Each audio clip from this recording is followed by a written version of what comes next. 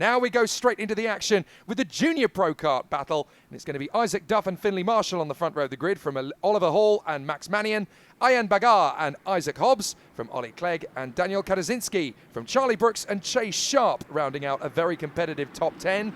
Again, it'll be tough to know who's going to get the best of that.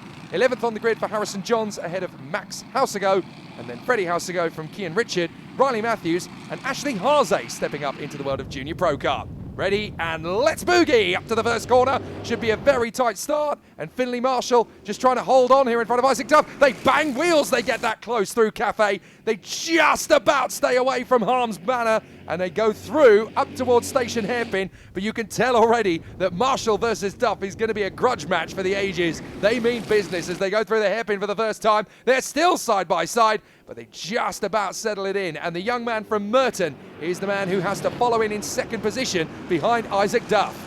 Yeah, the timing updates on the left of the screen as they go through the line. That's where they were when they went through the line. Isaac Duff in second place, but he's not in second place now. He's leading it as they come through Hanger into Wilkins for the first time. This is very tough, just behind the top six. A lovely choice move there from Ollie Clegg, getting the run through the hairpin, and that certainly tidies things up very nicely from his point of view. Mannion following Duff and Marshall. Ashley Harzay up 7 places already.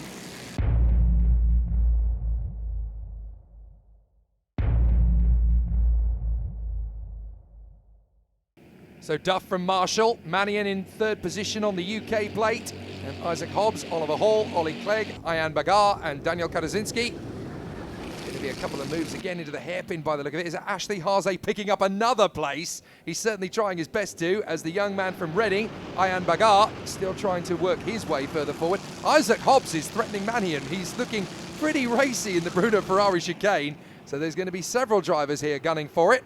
Oliver Hall's one of them, the man from Colville in Leicestershire. Hall there in 5th place currently, but looking for something more.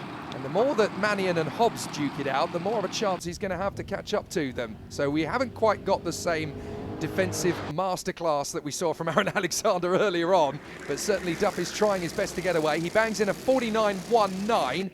That's the new fastest lap of the race, and it certainly gives him the tiniest bit of daylight over Finley Marshall. He's got a lead of 0.4 of a second at the line. You may think that doesn't sound like a lot, but in terms of the momentum in karting, 0.4 of a second is really all you need.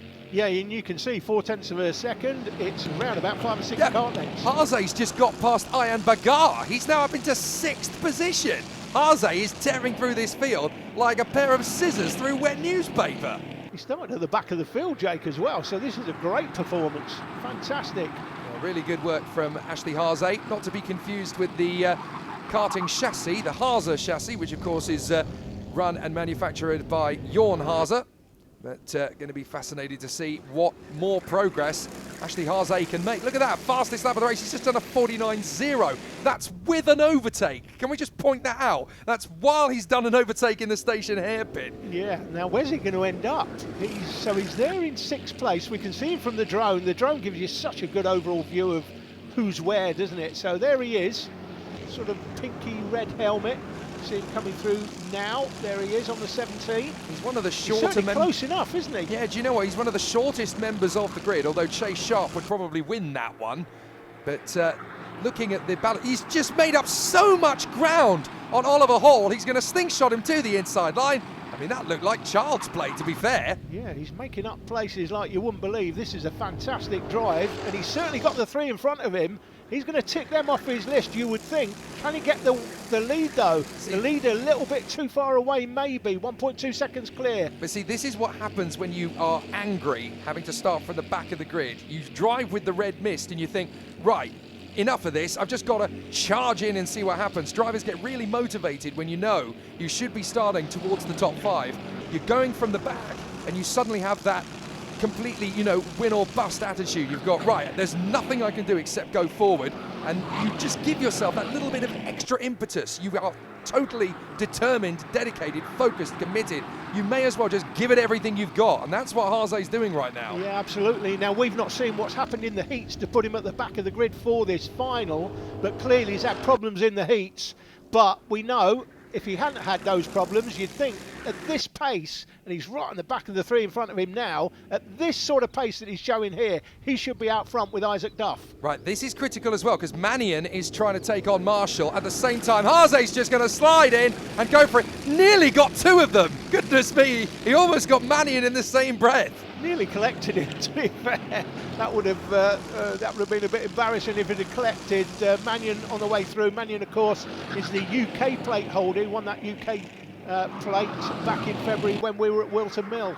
Well, I'm sorry to say we've had one retirement. It's Daniel Katazinski, who started up in the top 10, so unfortunately he's not able to make it through to the end of the race, which is unfortunate considering his performance through the weekend. Hopefully we'll get to see him and a much better run of it. See, this is what happens when Isaac Duff is now settled into the rhythm. He's just taking about 0.2 of a second or so out of each lap that he does over Finley Marshall. And the problem is Marshall's having to think tactically about Manion. He's not going to be thinking about Manion for too much longer, because here comes Haze. He's through in a third position. He's literally picking them off one by one per lap. Further back, we've got the 10th place battle. Harrison Johns. Oh, up the inside, that's going to be Matthews and Houseago having a go at Chase Sharp. And they come off the turn. Oh, that's a really unfortunate moment for Chase Sharp.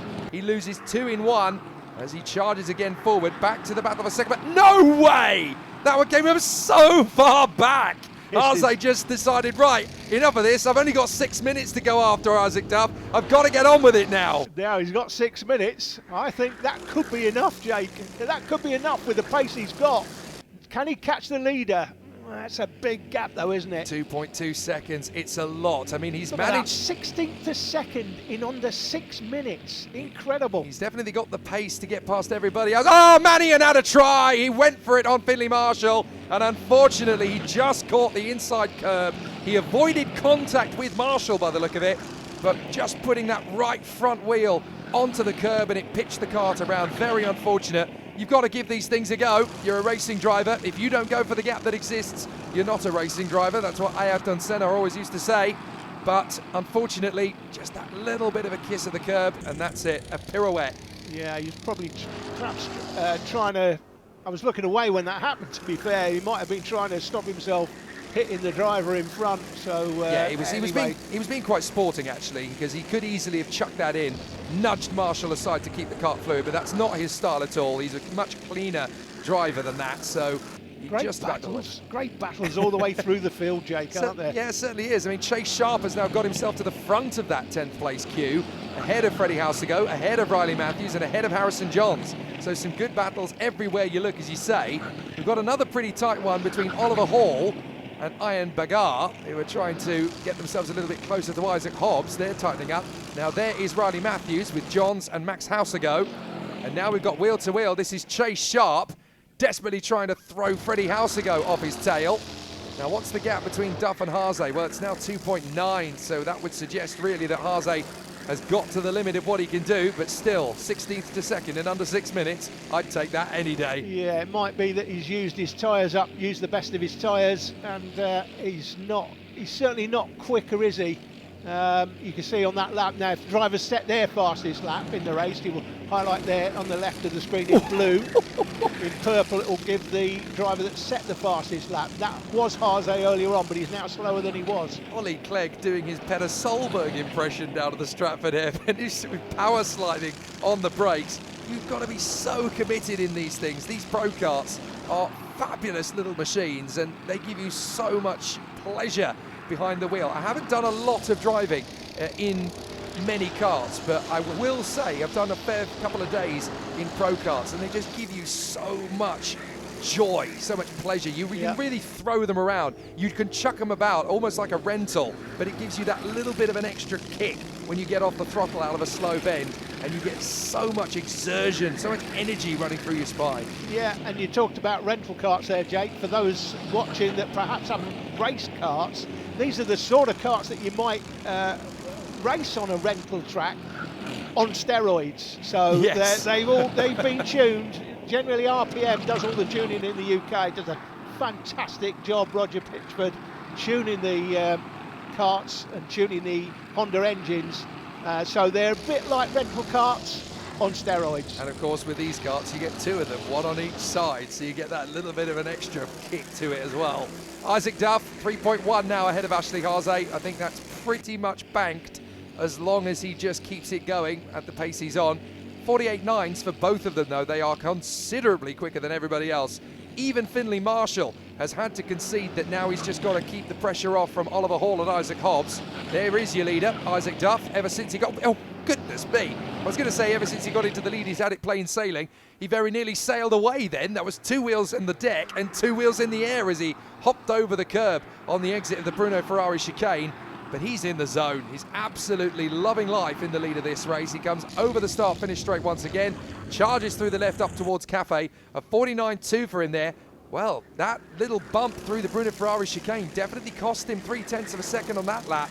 Ashley Haase closes into within 2.7. That just shows you, even though you're in the lead, even though you've got a big advantage, you've still got to be careful that you don't throw it away. That was a big moment in the Bruno Ferrari chicane, and Duff was lucky to get away with that. Yeah, 2 drivers set their fastest laps on that lap. Isaac Hobbs in 5th, and I am Bagar. You're saying Jake, or is it Bagger? It's, well, either way. Answers on a postcard. Yeah, you can let us know next time. Yes. Caesars, how we pronounce it. Absolutely. This is the battle for 4th. Yeah, it's answers on a postcard. Send it to that foolish commentator that can't say anything properly, Chester. Anyway, the great battles here. Hobbs has got Oliver Hall running scared through the hairpin at Wilkins. He really has to he's got to push on a pace now. Finley Marshall's finally checked out in 3rd position. So Hall, Hobbs and Bagger right there in position. Let's see if Isaac Hobbs is going to get his run. The battle for 12th is pretty intense now as well. You've got Harrison Johns trying to make his move on the very defensive Riley Matthews. Max Hausago is there for a little bit of cover as well. Back to the P4 battle. Hall, Hobbs, Bagger. Oh, a nice move there from Ian. He managed to get a big mistake from Isaac Hobbs, totally to his advantage. Managed to sweep in on the inside line and take it away. Yeah. Hobbs definitely made a mistake there, running well wide and gave up the inside line. This is the leader, race leader, well clear as they come through Wilkins. Did you see that under brakes? You've literally got 3 on the deck and the rear right in the air. You've got so much physicality. When you hit the brake pedal, this battle continues. Oh, and it's got too close for comfort. Riley Matthews and Harrison Johns. They tangle in the Bruno Ferrari chicane. Looks as though Harrison Johns has got going again as the leader Isaac Duff goes through. Now, that I didn't destroyed see. The tyres, Jake. Yeah, look at that. That's going to be a red flag. I think it is, yeah. You can't keep racing when the tyres are in that much of a disarray, which is ironic because the timer has just ticked down to 0 anyway. So, yeah, I have a feeling... They would have got the last lap board when they went through the line. It's 12 minutes plus a lap. It is indeed, but we're on the penultimate lap now, yeah, you so... can see yellow flags yeah, there, they've got to stop it. Red flag, watch the marshal post there showing a red flag. They're going to stop it, and they'll call that race now. Yeah, you won't restart that because there was only meant to be 1 lap to go anyway, but yeah, with the tyre barrier dislodged the way it is, it's not safe to carry on racing. Let's look at it again. Bang! It's just one wheel tags another, and there's absolutely nothing that either driver can do at that point. How fortunate for the drivers behind, almost clipping the drivers as they went through. So there is a very unhappy Riley Matthews, but fortunately he looks to be perfectly okay, just a little bit shaken. But yeah, as you can see, the tyre barrier completely destroyed out of its original position, so there's no way you could have carried on the race. Yeah, it's incredible to see the tyres. They're very, very heavy tyres, and they're all over the place. Look at that. That is incredible. Well, fortunately, they're going to have time to get the tyre barrier reset before the next final that we've got coming up, but that's one way for the race to finish. At least we're not talking about a driver in an ambulance. So Isaac Duff gets the victory in front of the brilliant Ashley Haase from the back to 2nd. Finley Marshall in P3 in front of Oliver Hall with Isaac Hobbs and Ian Baggar right in behind. Max Mannion P7, Ollie Clegg in 8th position in front of Charlie Brooks, and the ever-impressive Chase Sharp fighting his way through in supremacy. In the championship points, it's Isaac Duff that leads the way from Finley Marshall, Oliver Hall, Max Mannion, Hobbs, Bagger, Clegg, Haase, Brooks and Hausago, all in the top 10.